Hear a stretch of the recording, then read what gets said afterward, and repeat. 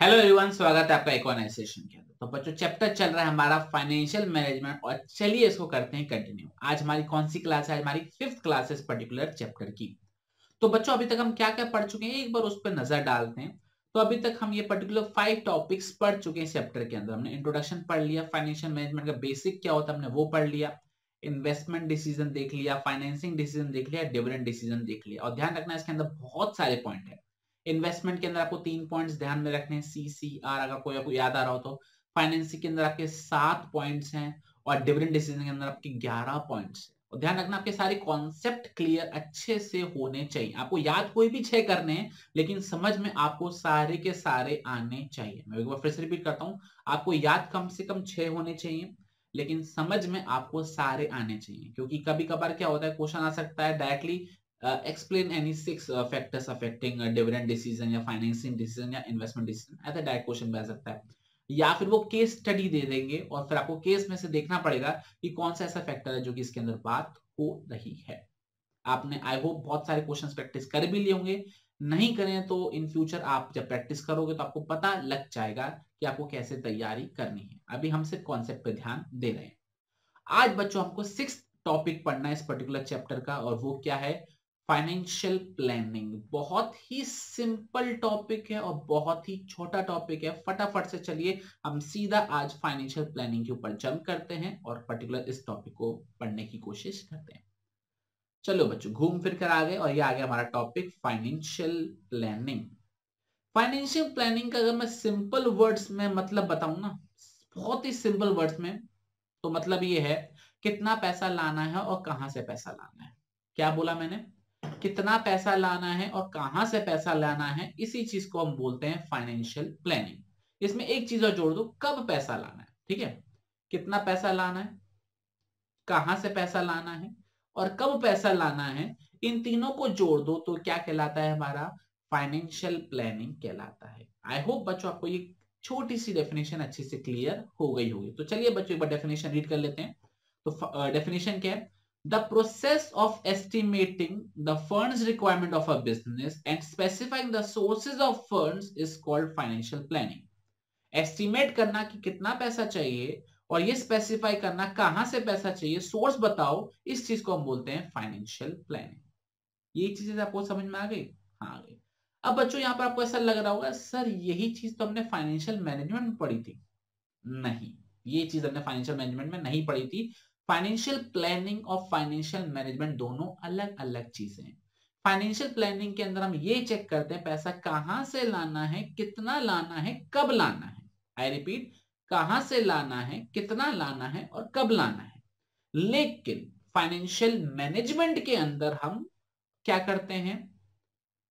Equity में कितना, date में कितना, उसको फिर इन्वेस्ट कहां पर करना है हमको, ठीक है ना, फिक्स एसेट में कितना इन्वेस्ट करना है, करंट एसेट में कितना पैसा इन्वेस्ट करना है, ठीक है ना, डिविडेंड का क्या करना है। लेकिन फाइनेंशियल प्लानिंग में क्या होता है? हमारा बिजनेस स्मूथली ऑपरेट करे, हम इस चीज को इंश्योर करते हैं।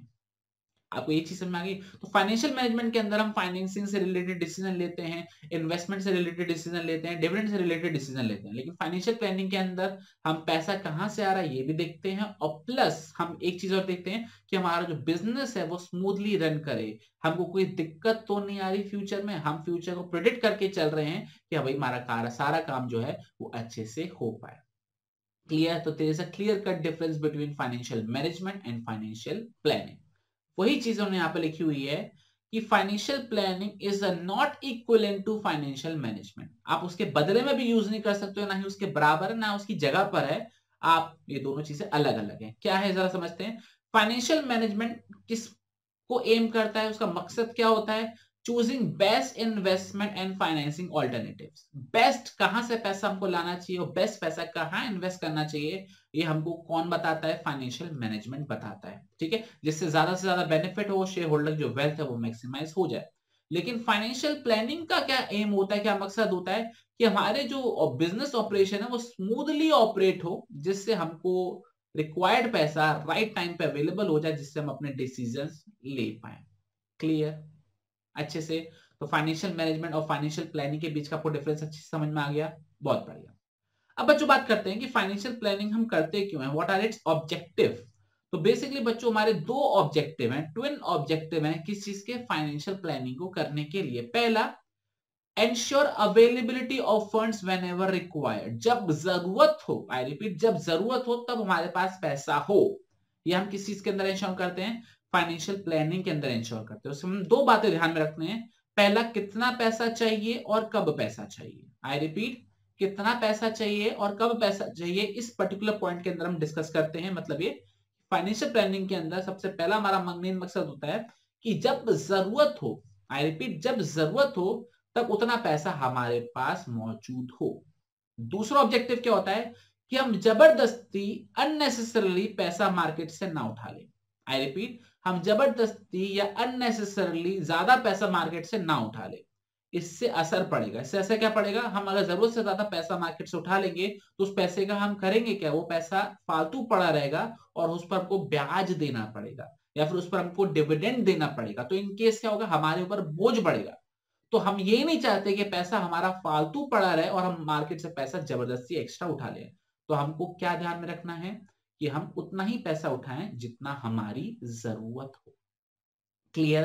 तो ये दो पॉइंट आपको अच्छे से समझ में आ गए होंगे। पहला, availability of funds when ever required, तो टाइमली जितना पैसा हमको चाहिए वो हमारे पास आ जाए। और दूसरा, अननेसेसरली हम ज्यादा पैसा मार्केट से ना उठा लें, अदरवाइज क्या होगा, हमारी जेब पर ही बोझ पड़ेगा, हमको जबरदस्ती एक्स्ट्रा पैसा खर्च करना पड़ेगा इन केस ऑफ डिविडेंड या फिर in case of interest. Clear? एक बार पढ़ लेते हैं क्या लिखा हुआ है। Financial resources are not left idle and does not necessarily add to cost. तो हमारी कोशिश यही रहती है, we do our best use, जिससे हम पैसे को अननेसेसरली आइडल ना रखें और जबरदस्ती अपना खर्चा ना बढ़ाएं। क्लियर? तो वो लिखा हुआ है, excess funding is almost bad as inadequate funding. मतलब ये कम पैसा लाना के बराबर है ज्यादा पैसा लाना। मतलब आपको उतना ही पैसा लाना चाहिए जितनी आपकी जरूरत हो। ज्यादा लाओगे तो भी दिक्कत में रहोगे, कम लाओगे तो भी दिक्कत में रहोगे। क्लियर? और ऊपर उन्होंने पॉइंट क्या दे रखा है, आप इसमें क्या देखते हो कि अलग अलग सोर्सेस से कितना कितना पैसा लाना है, उसको कहाँ कहाँ इन्वेस्ट करना है, लॉन्ग टर्म में कितना इन्वेस्ट करना है, डे टू डे कितना इन्वेस्ट करना है, ये सारी चीजें एनालाइज होती हैं। क्लियर? कितना पैसा कहाँ कहाँ जाएगा। और दूसरा ये आप टाइम भी इन्वेस्ट करते हो, टाइम भी एस्टिमेट करते हो कि कब पैसा चाहिए, जिससे आप ऑन टाइम पैसे को ला सको। क्लियर? हमारा कोई भी ऑपरेशन डिले ना हो। आई होप बच्चों को ये पॉइंट अच्छे से क्लियर हो गया होगा कि फाइनेंशियल प्लानिंग के हमारे ट्विन ऑब्जेक्टिव क्या है। पहला, whenever required funds are available, दूसरा, do not unnecessarily raise the money। Clear? Okay, चलिए बच्चों बात करते हैं इंपॉर्टेंस ऑफ फाइनेंशियल प्लानिंग, और इसको लगा लेना very very very important topic. ये डायरेक्टली 4 मार्क में 5 मार्क्स में बहुत बार पूछा जा चुका है और सबसे ज्यादा बच्चे इसी में कंफ्यूज हो जाते हैं। बच्चे क्या करते हैं, इसके अंदर फाइनेंशियल मैनेजमेंट की इंपॉर्टेंस लिख देते हैं जस्ट बिकॉज वो कंफ्यूज हो जाते हैं कि ये फाइनेंशियल प्लानिंग था या फाइनेंशियल मैनेजमेंट था। तो हमको फाइनेंशियल मैनेजमेंट और प्लानिंग के दोनों को बीच का डिफरेंस भी क्लियर हो जाना चाहिए। Financial management it's about investment decision या इट्स अबाउट फाइनेंसिंग डिसीजन या फिर इट्स अबाउट डिविडेंड डिसीजन। लेकिन फाइनेंशियल प्लानिंग क्या होता है, it's about smooth running of a business. Clear? अच्छे से? कोई भी डाउट? बहुत बढ़िया। चलिए बच्चों बात करते हैं इंपॉर्टेंस ऑफ फाइनेंशियल प्लानिंग पर। पहला, ये हमको फोरकास्ट करने में हेल्प करता है। ठीक है, प्लानिंग हम करते ही क्यों है, फ्यूचर को प्रिडिक्ट करते हैं कि फ्यूचर में क्या क्या हो सकता है अंडर डिफरेंट बिजनेस सिचुएशन। अगर बिजनेस सिचुएशन अच्छी रही तो हम क्या करेंगे, लॉकडाउन लग गया तो क्या करेंगे, नॉर्मल रहा तो हम क्या करेंगे। तो इससे हम फ्यूचर के लिए अच्छे से प्रिपेयर हो जाते हैं। तो it help us in forecasting in different situation. Clear? पहला पॉइंट, कोई डाउट? सिंपल। दूसरा पॉइंट क्या दे रखा है, it help us in avoiding business shocks and surprises. मतलब ये, अगर आप पहले से प्रेडिक्ट कर लो कि लॉकडाउन लग सकता है, आप पहले से प्रेडिक्ट कर लो कि भैया हमारे एम्प्लॉयज छोड़कर जा सकते हैं, तो मतलब आप ऐसी अनअवॉइडेबल सिचुएशन या फिर बिजनेस शॉक्स जिसे कहते हैं, सदमा लगना, या अचानक से कोई सरप्राइज आ गया, कोई टैक्स का अमाउंट बढ़ा दिया या फिर कोई पेनल्टी लगा दी, तो ये सारी बातें अगर आप ध्यान में पहले से ही रखोगे तो आपको ज्यादा इफेक्ट नहीं आएगा। तो it help us in avoiding business shocks and surprises, और ये भी हमको फ्यूचर के प्रिपेयर करने के लिए मदद कर ही रहा है। क्लियर? ओके। थर्ड पॉइंट क्या दे रखा है, ये बिजनेस फंक्शंस को कोऑर्डिनेट करने में हेल्प करता है। क्योंकि आप प्लानिंग कर रहे हो तो ऑब्वियस सी बात है, पहले से आप बताओगे ये काम होना है, ऐसे काम होना है, ये काम करेगा, वो काम करेगा, इस समय काम होना चाहिए। तो सारे डिपार्टमेंट में पहले से ही कोऑर्डिनेशन बैठा हुआ होगा। क्लियर? आप पहले से बताओगे कि आपकी क्या पॉलिसी है, पहले से बताओगे कैसे कैसे काम होना, पूरा प्रोसीजर समझाओगे, तो पूरा जो सारे डिपार्टमेंट्स होंगे वो आपस में क्या हो जाएंगे, वेल कोऑर्डिनेटेड हो जाएंगे। क्लियर? कोई भी डाउट, कोई भी परेशानी हो तो बताओ। कोई भी डाउट हो मुझे कमेंट सेक्शन में बता सकते हैं, या फिर आप मुझे इंस्टाग्राम पर डीएम कर सकते हैं, मैं वहां पर आपकी क्वेरी को सॉल्व कर दूंगा। फोर्थ पॉइंट, प्लानिंग जब आप करते हो तो आपका मेन ऑब्जेक्टिव होता है क्या, जो भी वेस्टेज है उसको रिड्यूस किया जाए, जो भी डुप्लीकेशन ऑफ एफर्ट्स है उसको कम किया जाए, और जो भी कमियां रह गई हैं, जो भी कम्युनिकेशन गैप हो रहा है उसको छोटा किया जाए। तो ये आपकी प्लानिंग की मेन जरूरत होती है। पहला कि आपकी जो वेस्टेज है वो आप कम से कम कर सको। दूसरा, मैं भी सेम काम कर रहा हूं, आप भी सेम काम करो, तीसरा भी सेम काम कर रहा है, तो भैया 3 जने जब एक ही काम करेंगे तो वेस्टेज नहीं हो जाएगी अपनी मेहनत की। तो ऐसा नहीं होना चाहिए, डुप्लीकेशन ऑफ एफर्ट्स नहीं होना चाहिए। आपको पहले से पता होना चाहिए मुझे ए काम करना है, आपको बी काम करना है, उसको सी काम करना है, तो इसलिए क्या होगा, सबकी मेहनत बर्बाद नहीं होगी, सबका काम अच्छे से हो जाएगा। क्लियर? तो डुप्लीकेशन ऑफ एफर्ट्स भी आप इसमें बचा सकते हो। और थर्ड पॉइंट क्या देना है, गैप्स इन प्लानिंग। तो प्लानिंग में जो भी कमियां रह जाती हैं वो आपकी इससे फाइनेंशियल प्लानिंग से पूरी हो जाती है। जो पिछली कमियां होती हैं वो पूरी हो जाएगी। हमने कंट्रोलिंग चैप्टर में तो पढ़ रखा है ना कि पिछली कंट्रोलिंग से हमारे आने वाले परफॉर्मेंस, आने वाले प्लान सुधर जाते हैं। क्लियर? ओके। पसीना बहुत आ रहा है मेरे को, कोई बात, गर्मी बहुत है। अब मार्च में ये हाल है तो पता नहीं मई में क्या होगा, जून में क्या होगा, जुलाई में क्या होगा। फिफ्थ पॉइंट क्या दे रखा है, it tries to link present with future. क्या पॉइंट है, प्लानिंग क्या है, आपको प्रेजेंट को फ्यूचर से लिंक करता है। मुझे नहीं लगता आपको इसमें मुझे कुछ समझाने की जरूरत है। ठीक है, आगे बढ़ जाऊं? ओके। 6 पॉइंट क्या दे रखा है, ये लिंक बैठाता है इन्वेस्टमेंट और फाइनेंसिंग डिसीजन के बीच में, वो भी कंटिन्यूअस बेसिस पे। मतलब ये कहां से पैसा लाना है, कहां लगाना है, कहां से पैसा लाना है, कहां लगाना है। ऑब्वियस सी बात है, आपको कहीं पे पैसा लगाना है और आपके पास वो पैसा नहीं है तो कहीं से लाओगे ना, या तो शेयर से पैसा लेकर आओगे, या फिर डिबेंचर से पैसा लेकर आओगे, या बैंक से लोन लेकर आओगे। तो फाइनेंशियल प्लानिंग में आप क्लैरिटी रखते हो कहां से पैसा लाना है और कहां पैसा लगाना है। तो ये लिंक बैठाता है between financing decision and investment decision. Clear? कोई भी डाउट? ओके।